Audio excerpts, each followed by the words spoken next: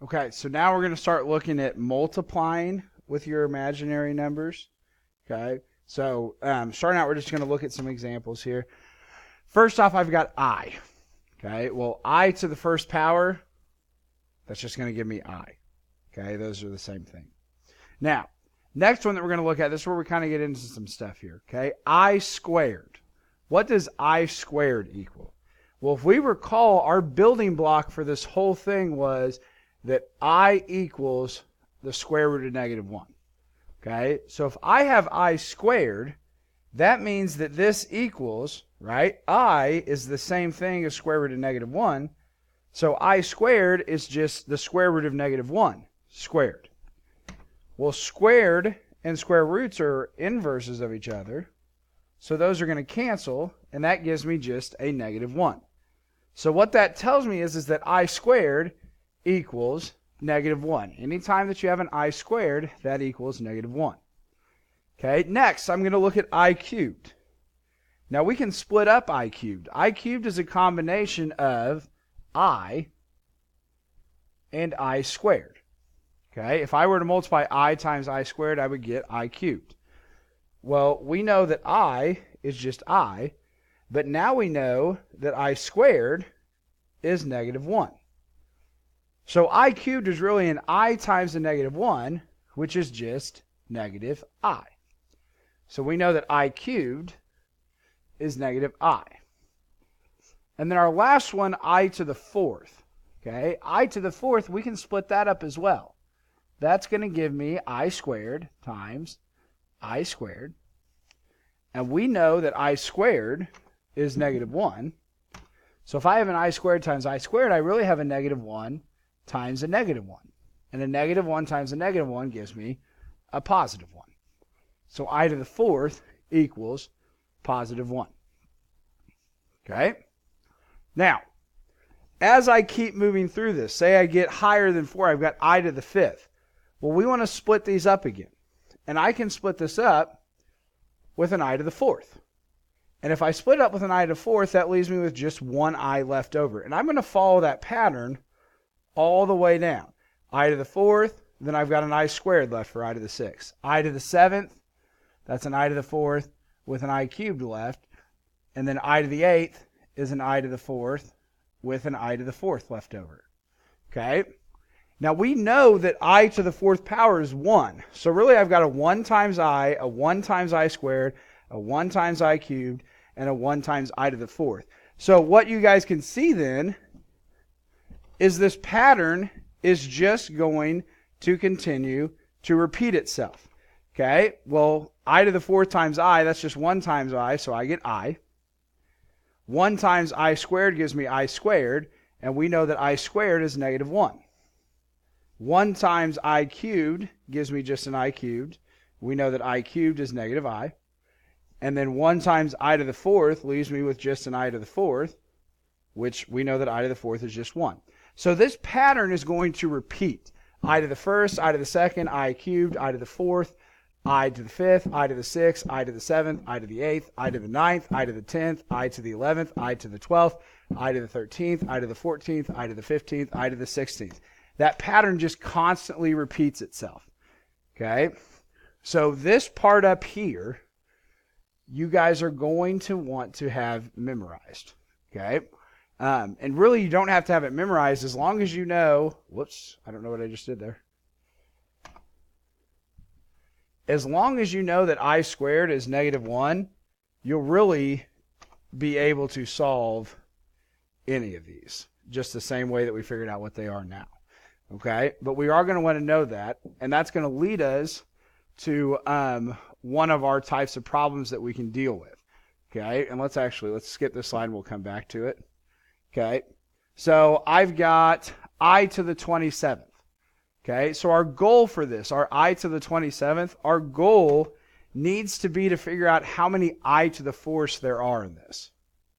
So I to the 27th is going to be an I to the fourth, an I to the fourth, an I to the fourth, an I to the fourth, an I to the fourth, an I to the fourth. And I'm just checking as I'm going. So that's 4, 8, 12, 16, 20, 24. So that right there, this right here, those all combine together to be I to the 24th. Okay? And then that means that I'm going to have 3 left over. So I'm going to have an I cubed left over. Now when I do this, that's 1, 1, 1, 1, 1, 1. So that's really 6 ones times an I cubed. So really this is just an I cubed, and we know that that is negative I. Okay? Our next one that we're going to do, let's put that down below. Okay, we'll just do B down below here. Okay, and that is going to be, forget the 3. There was a 3 in front of it. Forget about the 3. It's just I to the 333rd. Okay, now we were able to write this out with it being I to the 27th. But I've got I to the 333rd. We're not going to want to write out how many I to the 4th that is. So how can I figure out how many I to the 4th there are? Well, if I take this exponent, and I take that exponent and I divide it by 4, because we're figuring out how many groups of 4 we have there, right?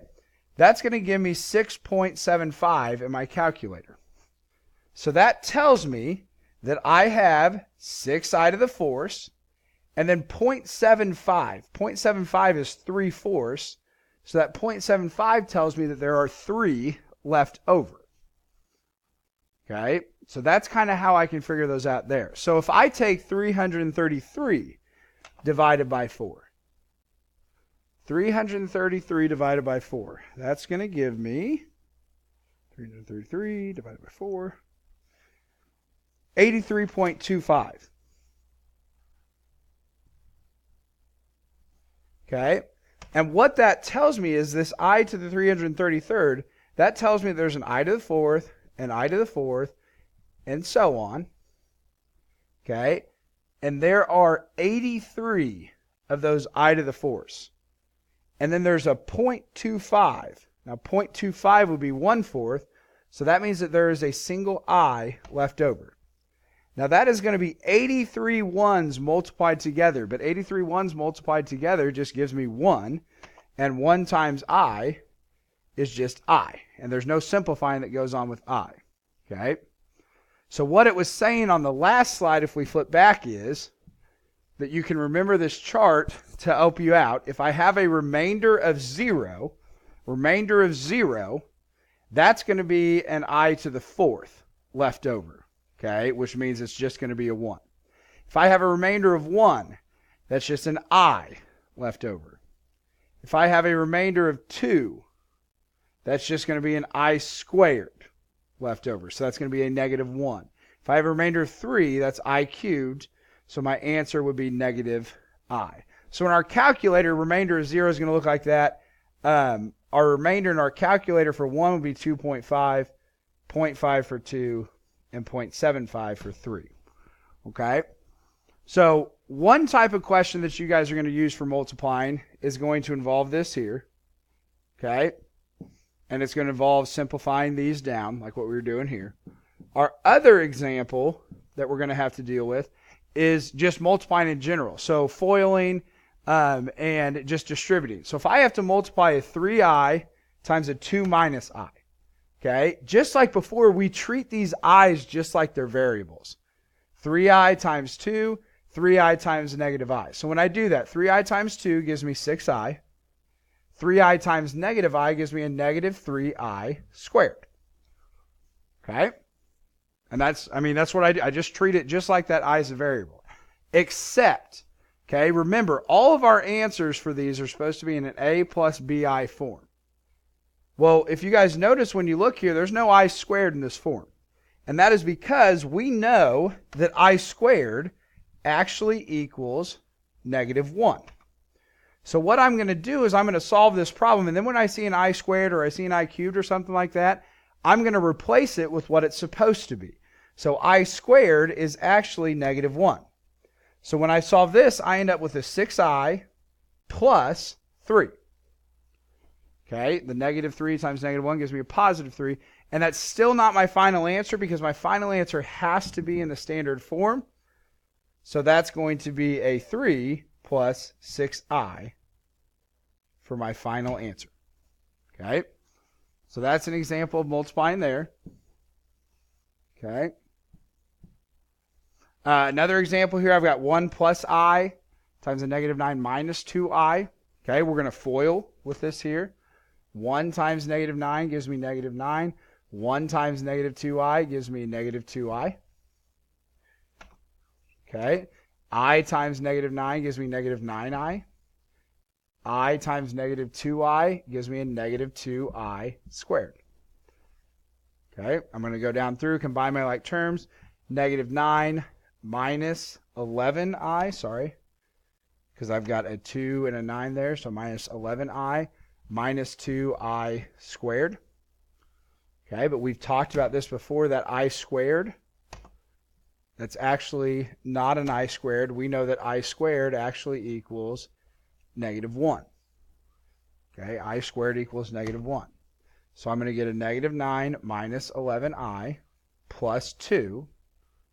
Okay, so now I can combine my 2 and my negative 9 together, and that gives me negative 7 minus 11I. Okay, any questions on that?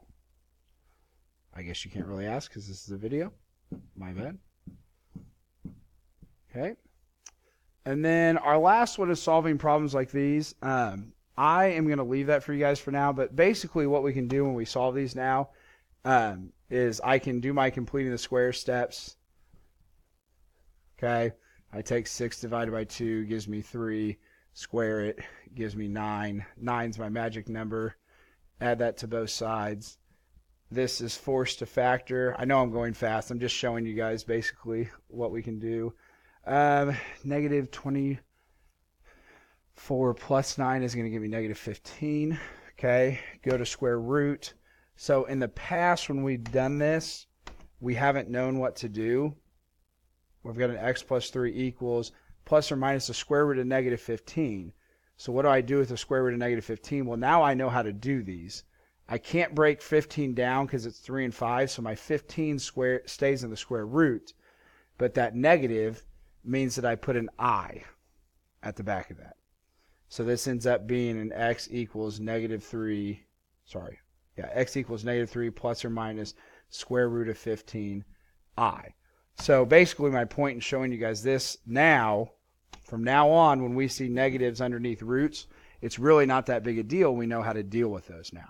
Okay, you simplify the square root if you can. If not, you just tack the I on the end of it to get the negative underneath. Okay, these are not real solutions. They're not real. They're imaginary solutions. Okay. Then homework, I believe. We've got a worksheet for you guys. The first part of this worksheet is a lot of practice with our imaginary numbers, so make sure you guys take your time to try and figure that stuff out. Learn how to do it. If you have any questions, make sure you come in and ask.